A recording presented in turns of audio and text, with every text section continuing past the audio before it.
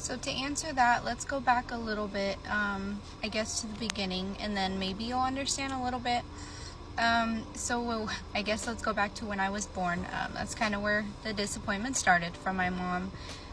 She told me that when I was born, she left my dad because he did crack, and then she proceeded to do crack as, I grew up, and, we lived in motels, those motels that are really bad, full of drug addicts.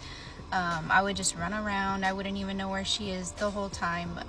I remember being like 6 years old one day, coming in and out of the house, no one's home, going back in the house later on throughout the day. I think it was like in the afternoon, and seeing all these cops there, thinking like, what's going on, at 6 years old.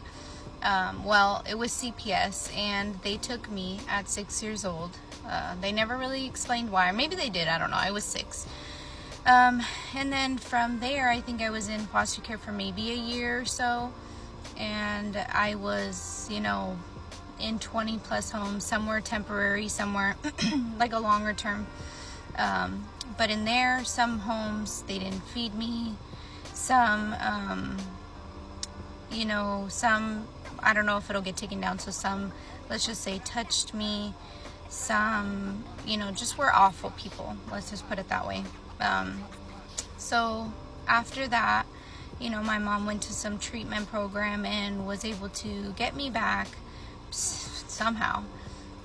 But, I really think that it started there. So when I did become 12 and she actually left me to fend for myself, there was really no disappointment at that point. I was already kind of used to her disappointments, or I had already gone through so much to where it didn't even matter what she could have done, because she already did the worst, right?